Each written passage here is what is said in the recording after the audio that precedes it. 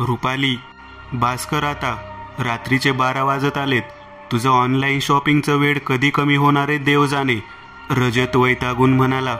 हो रे, बस 5 मिनिट अजून. मला पण त्या प्रतिभासारखी रिंग घ्यायची आहे. ती आज दिवसभर ऑफिसमध्ये सगळ्यांना दाखवत होती. रुपाली म्हणाली. अँटिक रिंग तुला ऑनलाईन कशी मिळेल? अँटिकचा अर्थच मुळात म्हणजे खूप जुनी. त्यासाठी झवेरी बाजारात एखाद्या जुन्या शॉपमध्ये जावं लागेल. रजतने सल्ला दिला. करेक्ट, मी उद्या जाते. उद्या संडे आहेच. रुपाली असं म्हणून लाईट बंद करून झोपली. दुसऱ्या दिवशी सकाळी आवरून झाल्यावर ती रजतला म्हणू लागली. तू चल ना माझ्याबरोबर. बघ, मी आज आराम करणार आहे. मला माफ कर, तू जा. तसे मी तुला काही सजेस्ट केलं तर तुला आवडत नाही. रजतने नकार दिला आणि बरं ठीक आहे, मी जाते असं म्हणून रुपाली आवरू लागली आणि पर्स घेऊन घराबाहेर पडली. झवेरी बाजार म्हणजे गजबजलेला परिसर, त्यात आज संडे. त्यामुळे रुपाली कारने न जाता टॅक्सीने झवेरी बाजारामध्ये पोहोचली. बऱ्याच दुकानांमध्ये फिरून तिने बऱ्याच प्रकारच्या अंगठ्या बघितल्या, पण तिच्या मनासारखी रिंग तिला मिळाली नाही. तिने जवळजवळ पूर्ण झवेरी बाजार पिंजून काढला, पण तिला हवी तशी रिंग काही मिळत नव्हती. ती पायी फिरत फिरत झवेरी बाजाराच्या एकदम टोकाशी येऊन पोहोचली. समोर एक निमुळती गल्ली तिला दिसली. त्या गल्लीत फार वर्दळ नव्हती. पूर्ण गल्ली रविवारी दुपारी सुद्धा एकदम सामसूम होती. गल्लीच्या एकदम शेवटाला एक अँटिक ज्वेलरीचा शॉप तिला दिसला. शेवटचा प्रयत्न म्हणून ती त्या दुकानाकडे जाण्यासाठी त्या गल्लीत शिरली आणि चालत चालत त्या दुकानाच्या समोर आली. इतर ज्वेलरीच्या दुकानासारखं हे दुकान नव्हतं, कारण इतर दुकानंही फार पॉश असतात. काचेतून आतली ज्वेलरी गिरायकांना दिसत असते, पण हे दुकान खूपच पडीक म्हणावं या श्रेणीतील होतं. काचा इतक्या काळ्या होत्या की आतले काही दिसत नव्हतं. रुपालीने दरवाजा हळूच आत ढकलत दुकानात प्रवेश केला. दुकान तसं मोठं होतं, पण खूप जुनाट होतं. वेगवेगळ्या प्रकारचे अँटिक दागिने शोकेसमध्ये दिसत होते, पण तिथे कोणीच नव्हतं. कोणी आहे का? रुपालीने आवाज दिला, पण काही प्रतिउत्तर आलं नाही. दुकानाच्या मध्यभागी एक घंटा लटकवलेली होती. तिने ती घंटा वाजवली. कोण आहे? एक पातळ आवाज ऐकू आला, पण कोणी दिसत नव्हतं. रुपाली हळूहळू काउंटरच्या जवळ आली. दचकली. एक बुटका माणूस तिला आतून बाहेर येताना दिसला. बोला, काय हवे आहे? त्याने हसत हसत विचारले.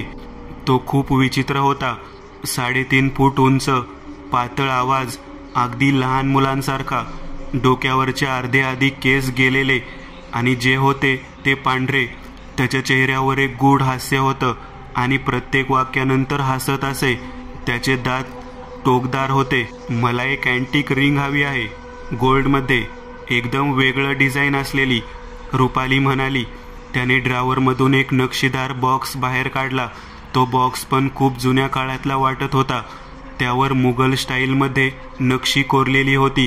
त्याने तो बॉक्स उघडला आणि त्यातून एक सुंदर अशी अंगठी बाहेर काढली. ती अंगठी वजनदार, जाड अशी होती. त्यात मध्यभागी एक चमकदार हिरा बसवलेला होता. रुपाली बघता क्षणीच त्या अंगठीच्या प्रेमात पडली. तिला आता किमतीची पर्वा नव्हती. तिला ती अंगठी काहीही करून विकत घ्यायचीच होती. वा, सुंदर. मी अगदी अशीच रिंग शोधत होते. काय किंमत आहे? रुपालीने विचारलं.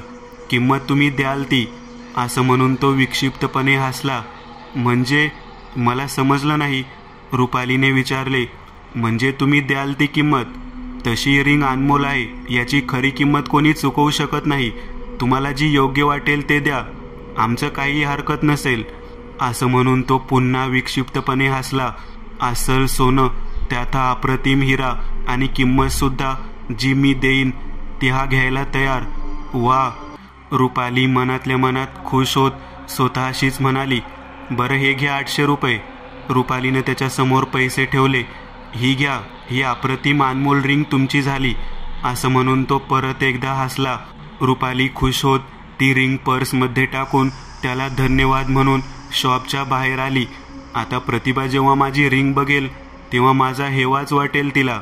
रुपाली मनातल्या मनात खुश होऊन निघाली. टॅक्सी पकडून ती घरी आली. गेस व्हॉट, मला एक खूप सुंदर रिंग मिळाली, ती पण फक्त 800 रुपयेमध्ये. ही बघ. रुपाली दारातून आत येत रजतला ती रिंग पर्समधून बाहेर काढत दाखवू लागली.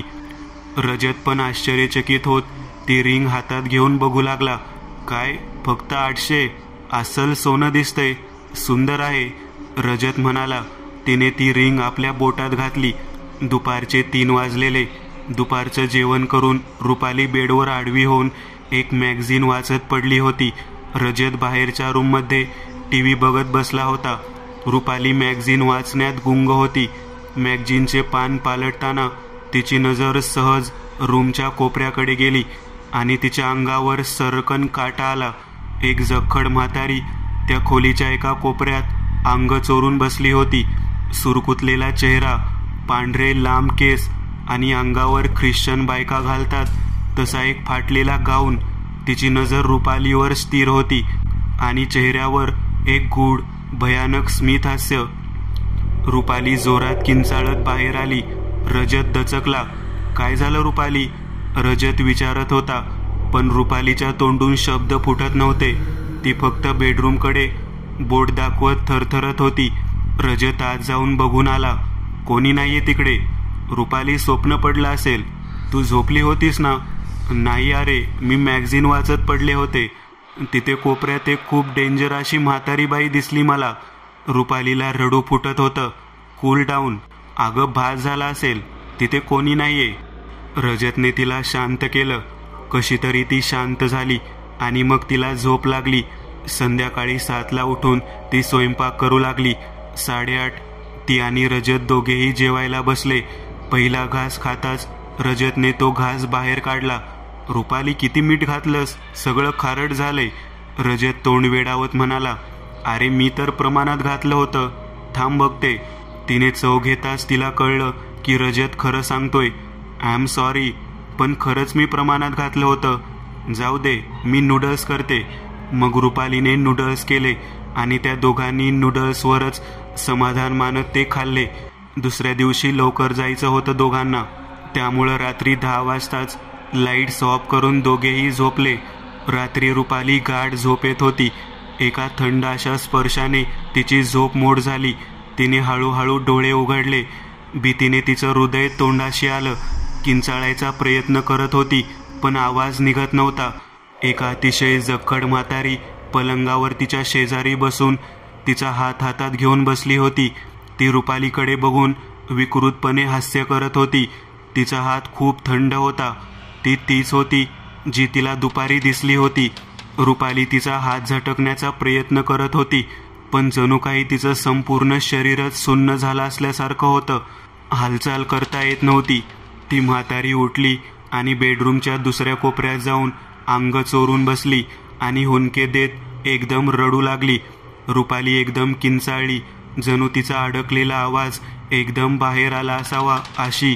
तिच्या आवाजाने रजत दचकून उठला आणि बेड शेजारच्या लॅम्पचा बटन दाबून तो लॅम्प चालू केला.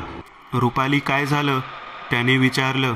रुपाली त्याच्या कुशीत डोकं घालून रडू लागली. ती त्या कोपऱ्याकडे बोट दाखवत म्हणाली, ती म्हातारी. अगं, कोणी नाहीये तिथं. रजतला कोणी दिसलं नाही. तू शांत हो, पाणी घे. त्याने तिला पाणी दिले. गटागटा पाणी पिऊन रुपालीने कपाळावरचा घाम टिपला. रात्रभर डोळे मिटून तशीच पडून राहिली. जरा कुठे थोडं काही वाजलं तरी दचकत होती ती. अशीच पूर्ण रात्र सरली. दुसऱ्या दिवशी रुपाली रात्रीच्याच गोष्टीचा विचार करत उठली. तिने चहा करायला ठेवला. रजत अजून उठला नव्हता. चहा घेऊन ती खुर्चीवर बसली होती. चहाचे घुटके घेत कालच्या रात्रीच्याच घटनेचा विचार करत होती आणि तितक्यात तिला बाथरूममध्ये शॉवरचा आवाज आला. पहिल्यांदा तिला वाटलं रजत असेल, पण बाथरूमकडे जाताना तिने बेडरूममध्ये चेक केलं तर रजत अजून झोपलेलाच होता. तिने बाथरूमचा दरवाजा हळूच उघडला आणि तिच्या पायाखालची जमीनच सरकली. तीच म्हातारी शॉवरच्या खाली उभी होती. संपूर्ण पांढरे असलेले लांब केस तिच्या चेहऱ्यावर होते आणि वरून पाण्याच्या जागी रक्ताची धार होती. ते भयंकर दृश्य पाहून रुपाली किंचाळत बेशुद्ध पडली. तिला शुद्ध आली तेव्हा ती बेडवर होती आणि त्यांचे फॅमिली डॉक्टर नारकर बाजूला बसलेले होते. तिला सलाईन लावलं होतं. शेजारी रजत बसला होता. रुपाली, कसं वाटतंय आता? काय झालं? एकदम बेशुद्ध झालीस? उगाच आपल्याला सगळे वेड्यात काढतील म्हणून तिने प्रश्नाचं उत्तर देणं टाळलं. काही नाही, कदाचित वीकनेसमुळे, असं म्हणून तिने वेळ मारून नेली. डॉक्टर गेल्यावर रजतने रुपालीला विचारलं, खरं सांग रुपाली, काय होते तुला? मला एक म्हातारी बाई दिसते या घरात. काल रात्री दिसली आणि आज बाथरूममध्ये दिसली. रजत, ती खूप भयंकर आहे. तेवढ्यात बेल वाजली. रजतने दार उघडलं तर धुनी भांडी करणाऱ्या माया मावशी होत्या. त्या कित्येक वर्ष या घरात काम करायला येत होत्या. त्या जवळपास घरातल्याच होत्या, कारण त्या रुपालीच्या माहेरी पण कामाला होत्या. त्यांनी रुपालीला लहानपणापासून बघितलेलं होतं, त्यामुळे त्यांचा जीव होता. या मावशी, बघा तुमच्या पोरीनं काय हालत करून घेतलीये. रजत हसत हसत म्हणाला. का? काय झालं रुपालीला? मावशींनी आत येत विचारलं. तुम्हीच विचारा, मी आवरून घेतो. तुम्ही बोला तिच्याशी. मला ऑफिसला जायचंय. काय ग बाळा, काय झालं? सलाईन का लावले? बरी नाही दिसतेस. मावशींनी रुपालीच्या डोक्यावरून हात फिरवत म्हटले. रुपाली त्यांच्या मांडीवर डोकं ठेवून एकदम रडायला लागली. तिने काल दुपारपासून घडणाऱ्या घटना त्यांना सांगितल्या. 1 मिनिट थांब, मी आता आले, असं म्हणून त्या किचनमध्ये गेल्या आणि मूठभर हळद घेऊन आल्या. त्यांनी ती हळद रुपालीच्या डोक्यावरून उतरवली आणि त्या हळदीवर थोडं पाणी शिंपडलं आणि मग दोन्ही हातांच्या मध्ये ती हळद दाबून धरली. क्षणभरात ती पिवळी हळद लाल बुंद झाली. मला जे वाटत होतं तेच झालं. काय झालंय मावशी? रजतने बेडरूममध्ये येत विचारलं. बाळा, तुझा विश्वास नाही बसणार या गोष्टीवर, पण रुपालीला बाधा झालीये आणि ही लाल झालेली हळद तर मला असे संकेत देतेय की या घरात काळ्या शक्तीचा प्रवेश झालाय. रुपाली स्तब्ध झाली. तिला मावशींच्या बोलण्यावर विश्वास बसला होता, कारण ती ते सगळं अनुभवत होती. इतक्यात रुपालीची नजर तिच्या बोटातील त्या रिंगवर गेली आणि ती शॉक झाली. त्या अंगठीवरचा हिरा जो पांढऱ्या रंगाचा होता तो आता अर्धा काळा आणि अर्धा पांढरा झालेला. रजत, अरे बघ, काली अंगठीतला हिरा पांढरा होता ना, तो बघ आता कसा झालाय. रुपालीला आता लक्षात आलं की कुठे ना कुठे ही अंगठीत सगळ्या गोष्टीचं मूळ आहे. मावशींनी त्या अंगठीकडे बघितलं आणि त्यांना ती अंगठी कुठेतरी बघितल्यासारखी वाटली. स्मरणशक्तीला थोडा ताण दिल्यावर त्यांना आठवू लागलं 5 वर्षापूर्वीची ती घटना. डिसोजा आंटी आणि त्यांचे यजमान मिस्टर डिसोजा कप परेडला आपल्या आलिशान बंगल्यात राहत होते. मिस्टर डिसोजा सरकारी सेवेतून निवृत्त झाले होते. त्यांना एक मुलगी होती, ट्रेसा, जिचं लग्न ठरलं होतं टोनी बरोबर. ट्रेसाला लग्नाच्या रिंग सेरेमनीसाठी एक महागातली रिंग द्यावी म्हणून डिसोजा आंटी खूप उत्सुक होत्या. त्यावेळी माया मावशी त्यांच्याकडे धुण्या भांड्याची काम करत असत. खूप सुखी आणि शांत कुटुंब होतं ते. एक दिवस सकाळी त्यांच्या घरातला फोन सकाळी खणखणला. तिथं कोणीच नव्हतं. मग मावशींनी फोन उचलला. समोरनं पातळ आवाजात कोणीतरी बोललं, डिसोजा आंटी आहेत का? त्यांनी त्यांच्या मुलीसाठी एक रिंग बनवायला दिली होती, ती घेऊन येत होतो आम्ही. त्या आहेत, तुम्ही या, मावशी म्हणाल्या. फोन ठेवून त्या आपली कामं उरकू लागल्या. 2 मिनिटच झाली असतील तेवढ्यात दाराची बेल वाजली. मावशींनी दार उघडलं. एक 3-3.5 फूट उंचीचा वृद्ध व्यक्ती उभा होता. नमस्कार, मी आता फोन केलेला, रिंग घेऊन आलोय, तो म्हणाला. अहो, पण तुम्ही आता फोन केलात आणि 2 मिनिटात हजर? मावशींनी कुतूहलाने विचारलं. हो, आमची सर्व्हिस अशीच असते, तो म्हणाला. यात. तो आत आला. मावशींनी डिसोजा आंटींना बोलावलं. त्या खाली आल्या. अरे, तुम्ही आलात पण? काल रिंगची ऑर्डर दिली आणि आज तयार? आंटी सोफ्यावर बसत त्याला विचारू लागल्या. आतून मावशी पाणी घेऊन आल्या आणि त्याला देऊ लागल्या. काचेच्या ग्लासातलं पाणी बघून त्याच्या चेहऱ्यावरचं हसू ओसरलं. तो थरथरू लागला.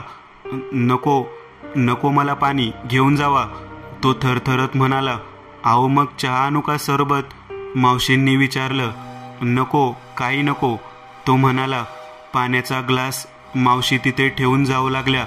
आणि तो त्याच्या पातळ आवाजात खेकसला, अहो ते पाणी घेऊन जावा ना. मावशींना आणि डिसोजा आंटी दोघींना त्याचं वागणं विचित्र वाटलं, पण मग मावशी तो ग्लास घेऊन गेल्या.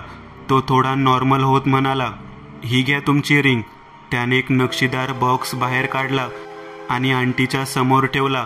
तो बॉक्स उघडला आणि त्यातून एक अंगठी बाहेर काढली, सोन्याची जाड अंगठी, आणि तिच्यावर मधोमध एक पांढरा हिरा. ब्युटिफुल. डिसोजा आंटी खुश होत म्हणाल्या, ट्रेसा विल लव इट. मावशी बाहेर आल्या. हे बघ माया, ही रिंग ट्रेसाला देणार आहे मी तिच्या मॅरेजसाठी. आंटी ती रिंग मावशींना दाखवत म्हणाल्या, सुंदरच आहे. तेवढ्या ट्रेसा बेडरूममधून आली. Wow mummy, it's beautiful. Tresa क्षणभरातच त्या रिंगच्या प्रेमात पडली होती. You like it? आंटीने विचारलं ट्रेसाला. Mummy, I love it. Tresa अंगठी हातात घेत म्हणाली, छान काम केले तुमच्या कारागिरांनी. बोला, कितीचा चेक काढू? चेक नाही मॅडम, आम्ही कॅश घेतो, तो माणूस म्हणाला. तो एकसारखं प्रत्येक वाक्यानंतर हसत होता. पण आता एवढी कॅश नसेल माझ्याकडे. जेवढी असेल तेवढी द्या, आमचा विश्वास आहे तुमच्यावर मॅडम, तो म्हणाला. बरं, बघते किती आहेत. त्या आत गेल्या आणि 2000 रुपये घेऊन आल्या. ते त्याच्या हातात देत त्या थँक्स म्हणाल्या. बरं मॅडम, मी निघतो, असं म्हणून तो निघाला. तो दाराबाहेर पडला आणि त्याने मागे वळून त्या तिघींकडे विचित्र नजरेने कटाक्ष टाकला. थोडा हसला आणि बंगल्याच्या गेट बाहेर गेला. ट्रेसाने लगेच ती अंगठी बोटात घातली. डिसोजा आंटी खुश होत्या. तास दीड तास मध्ये गेला असावा. ट्रेसा आपल्या रूममध्ये बसून टीव्ही बघत होती. तिला असं वाटलं तिच्या मागे कोणीतरी आहे. तिने मागे वळून पाहिलं आणि किंचाळली. एक अतिशय भयंकर म्हातारी बाई तिच्या बेडवर केस मोकळे सोडून बसलेली होती. तिने पांढरी साडी नेसली होती. तिचा पूर्ण चेहरा सुरकुतलेला होता, डोळे खोल गेलेले. ट्रेसा पळत खाली आली. मावशीचं काम आटोपून मावशी निघत होत्या. त्यांनी ट्रेसाची ती अवस्था बघितली. काय ग, काय झालं? मावशी, माझ्या रूममध्ये एक बाई आहे. मावशी तिच्या रूममध्ये गेल्या, पण कोणीच नव्हतं. तिला शांत करत मावशी म्हणाल्या, अगं भूताचे पिक्चर बघतेस आणि मग असे भास होतात. डिसोजा आंटी पण आल्या तेवढ्यात. मम्मी, माझ्या रूममध्ये एक भयानक लेडी होती. शी वॉज सो हॉरेबल. ट्रेसा रडत रडत सांगू लागली. अगं तू शांत हो, तुला भास झाला असेल, आंटी म्हणाल्या. मावशी तिथून निघाल्या. पुढचे 10 दिवस त्या गावाला आपल्या भाचीच्या लग्नासाठी आल्या होत्या, त्यामुळे त्यांनी सुट्टी घेतली होती. 10 दिवसांनी त्या सकाळी डिसोजांच्या बंगल्यात गेल्या. बाहेरच्या खोलीत डिसोजा आंटी, मिस्टर डिसोजा आणि टोनी बसले होते. खूप चिंतित होते आणि वरच्या खोलीतून ओरडण्याचा, किंचाळण्याचे आवाज येत होते. मॅडम, काय झालं? सगळं ठीक आहे ना? आणि वरून कसले आवाज येत आहेत? आंटींनी रडत रडत गेल्या 10 दिवसात घडलेले प्रकार मावशींना सांगितले. ट्रेसाला कोणीतरी बाई दिसत होती. तिला बघून ट्रेसा खूप घाबरून ओरडायची. 10 दिवसात ट्रेसाची तब्येत खूप खालावली होती. डॉक्टरांनी पण हात वर केलेले. तिची हालत बघवत नव्हती. म्हणून मग आज त्यांनी चर्चमधून एक प्रिस्ट बोलावला. तो भूतबाधा उतरवण्याचे ख्रिश्चन धर्मातील विधी करून तिच्यावरचे हे संकट दूर करेल या आशेने सगळे खालच्या खोलीत बसले होते. वर तो प्रिस्ट तिच्यावरचं काळं संकट दूर करायच्या प्रक्रियेत होता आणि तेवढ्यात त्याच्या सहकार्याने मिस्टर डिसोजांना आणि सगळ्यांना वर बोलावलं. मावशी पण सगळ्यांबरोबर ट्रेसाच्या बेडरूममध्ये आल्या. ट्रेसाकडे बघून त्यांना धक्काच बसला. तिचा चेहरा पांढरा पडला होता, डोळे खोल गेलेले. मांस दिसत नव्हतं, फक्त हाडं राहिली होती. केस पूर्णपणे पांढरे झालेले. ती मांडी घालून बेडवर बसली होती आणि सगळ्यांकडे वकवकलेल्या नजरेने बघून गुरगुरत होती. प्रिस्ट हातात क्रॉस घेऊन तिला शांत करत होता. तिच्या कपाळावर हात ठेवत तो काहीतरी पुटपुटत होता आणि ती क्षणभरात बेशुद्ध झाली. फक्त 10 दिवसात हे काय होऊन बसलं? मावशींच्या डोळ्यातून पाणी आलं. आंटी पण रडू लागल्या. मिस्टर डिसोजा आणि टोनीनी मात्र आपले अश्रू लपवले. मिस्टर डिसोजा, तिला कुठल्या तरी इन्सेन सोलने अक्वायर केलंय. आम्ही काही करू शकत नाही. वी आर सॉरी, प्रिस्ट म्हणाला. मावशीचं लक्ष तिच्या बोटाकडे गेलं. तिच्या हातातल्या रिंगमधला हिरा जो आधी पांढरा होता तो आता पूर्णपणे काळा पडला होता आणि फक्त तेवढे एक बोट सोडून तिचं सगळं शरीर पांढरं पडलं होतं. मावशींनी ही गोष्ट डिसोजा आंटींना सांगितली. प्लीज तिची रिंग काढा, त्या प्रिस्टला म्हणाल्या. त्याने ती रिंग ट्रेसाच्या हातातून काढली आणि खोलीतील वातावरण बदललं. लाईट लुकलुकू लागले, वारं वाहू लागलं, कसले तरी विचित्र आवाज येऊ लागले आणि क्षणभरात बेशुद्ध झालेली ट्रेसा झटक्यात बेडवर जागी झाली. तिच्या तोंडातून रक्ताची एक चिळकांडी बाहेर पडली. सगळ्या शरीरातून रक्त वाहू लागलं. तिचे केस पटापट गळून पडले आणि क्षणभरात ती निर्जीव होऊन बेडवर पडली. हा भयानक प्रकार पाहून मिस्टर डिसोजा जागीच कोसळले. हृदयविकाराच्या झटक्याने त्यांचे प्राण तिथेच गेले. त्या खोलीत जणू मृत्यू तांडव घालणार होता हे मावशींना समजून चुकले होते. त्यांनी आंटीचा हात धरून त्यांना खोलीच्या आतून बाहेर ओढले. तो प्रिस्ट अचानक किंचाळू लागला, रडू लागला आणि त्याने जवळच उभ्या असलेल्या आपल्या सहकार्याची मान एका क्षणात मोडली. इकडे टोनी त्या प्रिस्टकडे बघून घामाघूम झालेल्या अवस्थेत रूमच्या बाहेर येणार तितक्यात त्या प्रिस्ट खोलीच्या भिंतीवर लावलेली एक लोखंडी फ्रेम त्याच्या डोक्यावर मारली. टोनी तिथेच गतप्राण झाला. मावशी आणि डिसोजा आंटी जीवाच्या आकांताने बंगल्याच्या मुख्य दाराकडे पळत सुटल्या. त्या बंगल्याच्या बाहेर पडल्या. बेडरूमच्या खिडकीतून त्या प्रिस्टने बाहेर उडी घेतली आणि बंगल्याच्या कंपाऊंडवरच्या धारदार गजांवर पडला. गज त्याच्या छातीतून आरपार झाले. डिसोजा आंटी बंगल्याच्या दारापाशी उभ्या होत्या. घडलेला प्रकार आठवून त्या चक्कर येऊन खाली पडल्या. मावशीही घाबरल्या होत्या. त्यांनी आरडाओरड करून आसपासच्या लोकांची मदत जमा करून आंटींना हॉस्पिटलमध्ये भरती केलं. मग पोलीस आले, पण त्यांना या घटनेचा काही सुगावा लागला नाही. त्यांनी ती केस बंद केली. त्यानंतर डिसोजा आंटींना वेड लागलं आणि त्यांना मेंटल हॉस्पिटलमध्ये ठेवलं गेलं. पण काही महिन्यातच त्याही गेल्या. सगळा प्रकार आठवून मावशी भानावर आल्या. रुपाली, रजत, मला समजतं हे का होते आणि जर आपण लगेच काही केलं नाही तर खूप वाईट होईल, मावशी शांतपणे म्हणाल्या. म्हणजे मावशी, जरा स्पष्टपणे सांगता का? बसा इथं, सगळं सांगते, असं म्हणून त्यांनी डिसोजा कुटुंब आणि ते रिंग याबद्दल सगळं रजत आणि रुपालीला सांगितलं. रजतला घाम फुटला. रुपाली थरथरू लागली. आता काय करायचं मावशी? रजत रडकुंडीला येत म्हणाला. आपल्याला जावं लागेल त्याच्याकडे, सैतवडेला. तोच वाचवू शकतो आता. मावशींना कळालं होतं त्यांना आता काय करायचं आहे ते. तो कोण? रुपाली म्हणाली. माझा भाऊ माधव. तुमचा भाऊ? तो काय करणार? प्रवासात सांगते, चला लगेच, नाहीतर सगळं संपून जाईल. जरुरीचे सामान घेऊन रजत, रुपाली आणि मावशी निघाले. रजतने कार काढली आणि त्यांचा प्रवास सुरू झाला. ती अंगठी रुपालीच्या बोटात होती आणि प्रवास जवळजवळ 300 किमीचा होता. माधव कोण आहे मावशी? रुपालीने मागच्या सीटकडे मान वळवून मावशीला विचारलं. तो माझा सख्खा लहान भाऊ होता, पण लहानपणापासून खूप मितभाषी होता.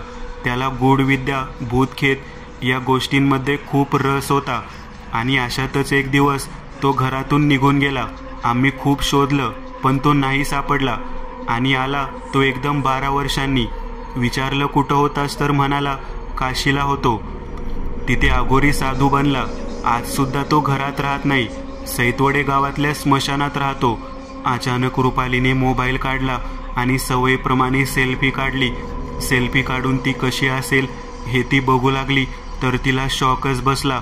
फोटोमध्ये रुपालीचा चेहरा सुरकुतला होता, डोळे खोल गेलेले, केस पिकलेले.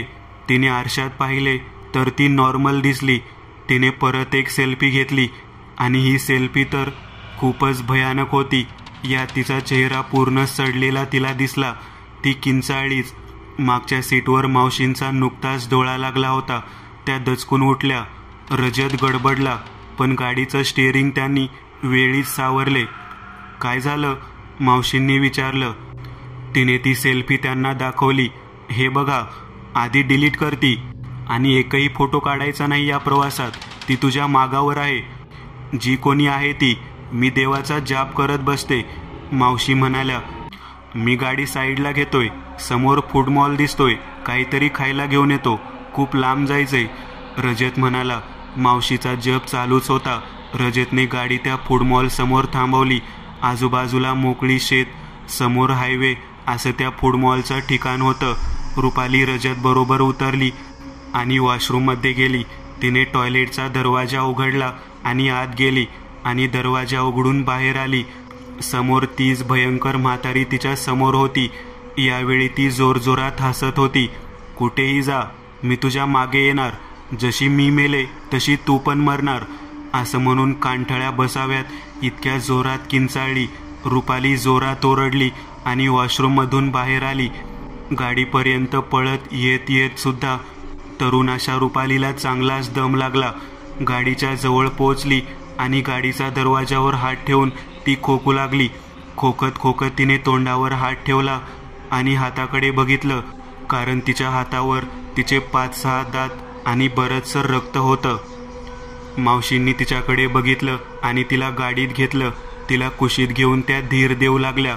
रजत खाण्याच्या वस्तू घेऊन आला.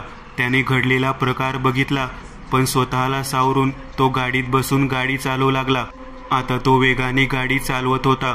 रुपाली मावशींच्या मांडीवर डोकं ठेवून झोपली होती. काही तासातच ते सैतवडे गावाच्या हद्दीत येऊन पोहोचले. तिथं मावशींना सगळे ओळखत होते. बाजूने चालत आलेल्या एका गावकऱ्याला मावशींनी विचारले, काय रे, माधव काका आहेत का गावात? हो आहेत, मसनवाटीत आहेत, तो म्हणाला. मावशीने रजतला रस्ता दाखवत मसनवाटीकडे गाडी घ्यायला सांगितले. ते त्या भयान स्मशानात येऊन पोहोचले. स्मशानाच्या आतमध्येच एक छोटी झोपडी होती आणि झोपडीच्या समोर एक वयस्कर पण धिप्पाड असा साधू पद्मासन घालून बसला होता. त्याने अंगाला राख फासली होती. लांब केसांच्या जटा त्याने व्यवस्थित बांधल्या होत्या. तेच माधव काका. मावशी पुढे चालत होत्या आणि त्यांच्या मागे रजत आणि रुपाली. ते त्या झोपडीजवळ पोहोचले. मावशी त्याला आवाज देणार त्याआधीच तो म्हणाला, ताई बस, आणि त्या दोघांना पण बसायला सांग. मला माहीत आहे तुम्ही का आलाय ते. आज रात्रभर जागायचे, आता आराम करा, आत भरपूर जागा आहे. त्यांनी डोळे मिटूनच हे सर्व सांगितलं. ते तिघेही आत झोपडीत गेले. थोडा वेळ आराम करून मग ते सगळे बाहेर आले. बाहेर माधव काकाने आधीच सगळी तयारी केली होती. मधोमध एक यज्ञकुंड तयार केले आणि त्याच्या भोवती 4 लाकडी पाट होते आणि सगळ्याच्या बाहेर मानवी हाडांची एक चौकट टाकली होती. तिथं पाणी ठेवलं आहे. तिघांनी अंगावर 4-4 तांबे पाणी घ्या आणि मग तसेच येऊन या पाटावर बसा, माधव काका म्हणाले. त्या तिघांनी तसंच केलं आणि ते पाटावर येऊन बसले. तुझा हात या पाण्यात बुडव आणि त्याच वेळी ती अंगठी काढ. काकांनी रुपाली समोर पाणी असलेली एक मानवी कवटी धरली आणि म्हणाले. रुपालीने हात बुडवला आणि अंगठी काढली. तिने हात त्या पाण्यातून काढला. तिचं बोट पूर्णपणे पांढरं पडलं होतं. त्या अंगठीवर ध्यान लावून काकांनी डोळे मिटले आणि एकदम डोळे उघडले. भयंकर, शापित वस्तू, असं म्हणाले. आता मी जे सांगतोय ते नीट ऐका. ही एक भयंकर अशी शापित वस्तू आहे. या वस्तूने कित्येक जीव घेतले आहेत. जो ही वस्तू धारण करतो तो खंगून मरतो आणि त्यानंतर जी व्यक्ती ही वस्तू धारण करेल तिला दिसू लागतो. तुला दिसत असलेली म्हातारी दुसरी तिसरी कोणी नसून 30-22 वर्षीय मुलगी आहे. जिचा आणि जिच्या कुटुंबाचा जीव या वस्तूने घेतला होता ती इथेच आहे. आणि ज्या ज्या व्यक्तींचे जीव घातलेत या वस्तूने ते सगळेच हळूहळू इथे मला दिसायला लागले आहेत. आपण विधी करून ही वस्तू नष्ट करू शकत नाही, कारण या वस्तूमधल्या काळ्या शक्त्या या कित्येक युगापासून यात कैद आहेत. पण या विधीमुळे तुमचा जीव मी वाचवू शकलो तरी खूप. आता या अस्थींच्या चौकटीतून कोणी बाहेर जाऊ नका, काहीही झालं तरी, असं म्हणून ते जोरजोराने आघोरी मंत्र साधना करू लागले आणि यज्ञकुंडात आपोआप अग्नी प्रज्वलित झाला. हळूहळू वातावरण बदलू लागलं. विचित्र आवाज येऊ लागले. रुपालीला ती म्हातारी त्यांच्या भोवती फेऱ्या मारताना दिसली, पण ती ओरडली नाही. त्यांच्या मंत्राचं उच्चारण आता जोराने होऊ लागलं. त्यांनी रुपालीच्या हातात काळ्या तिळाची एक ताटली दिली आणि तीळ ते तिळ हळूहळू कुंडात टाकायला सांगितले. त्यांनी एक मंत्र म्हणायला परत सुरुवात केली. रुपाली एक एक करून ते तीळ त्या कुंडात टाकू लागली आणि काही वेळातच तिथं खूप धूर झाला, पण इतका की काही दिसत नव्हतं आणि मग हळूहळू सगळा धूर नाहीसा होऊ लागला. खूप घाणेरडा असा वास पूर्ण ठिकाणी पसरला. धूर कमी झाल्यावर रुपाली, मावशी आणि रजत त्या चौकटी बाहेर बरीच माणसं दिसू लागली.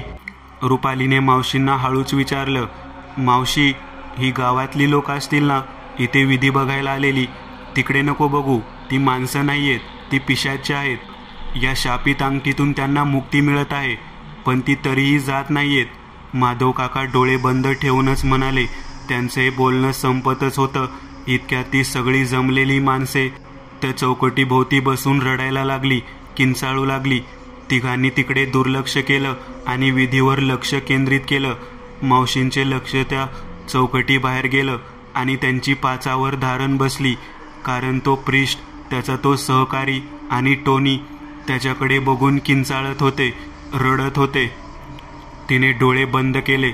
थोड्याच वेळात जोराचं वारं वाहू लागलं. त्या पिशाच्याच्या गळ्यातून ती जखड म्हातारी पुढे येऊन उभी राहिली. किंचाळतच ती पुढे येत होती, पण चौकटीच्या आत येता येत नव्हतं तिला. अरे, ही तर ट्रेसा! मरताना अशीच अवस्था होती तिची. हळूहळू तो घोळका कमी होत गेला. हळूहळू यातले बरेचसे आत्मे मुक्त होऊ लागले. ट्रेसाचा आत्मा फक्त आक्रोश करत होता, पण हळूहळू तिचाही आक्रोश कमी कमी होत गेला आणि ती दिसेनाशी झाली. आणि त्या रिंगवरचा तो हिरा आता पुन्हा पांढरा होऊ लागला. आपोआप रुपालीला आता बरं वाटू लागलं. तिला हेही जाणवलं की तिचे पडलेले दात सुद्धा परत आलेत. वातावरण नॉर्मल झालं. आता विधी संपले होते. रुपालीवरचं संकट टळलं होतं. माधव काका म्हणाले, तुम्ही आता सुरक्षित आहात. आता तुम्ही या चौकटीच्या बाहेर जाऊ शकता. ते सगळे आता चौकटी बाहेर आले. तुम्ही आता जाऊ शकता. अरे, पण तू कुठं चाललास? मावशींनी त्यांना विचारलं. ही वस्तू पूर्णपणे नष्ट होऊ शकत नाही ताई. मी या वस्तूला अशा ठिकाणी टाकायला चाललोय जिथंही कोणाला सापडणार नाही, असं म्हणून ते ती रिंग घेऊन जंगलात निघून गेले. 3 वर्षानंतर सख्या आणि बबन जंगलात लाकडं घ्यायला गेले होते. सख्या कुऱ्हाडीने एका झाडावर घाव घालत होता. हळूहळू त्याने झाड मुळापासून तोडलं. झाडाचं मूळ बाहेर उन्मटून पडलं आणि बरीचशी माती बाहेर आली. त्यातच बबनला एक सोन्यासारखी वस्तू चमकताना दिसली. ती एक सोन्याची रिंग होती, ज्यावर एक पांढरा हिरा बसवला होता. बबनने सख्याच्या नकळत ती खिशात टाकली.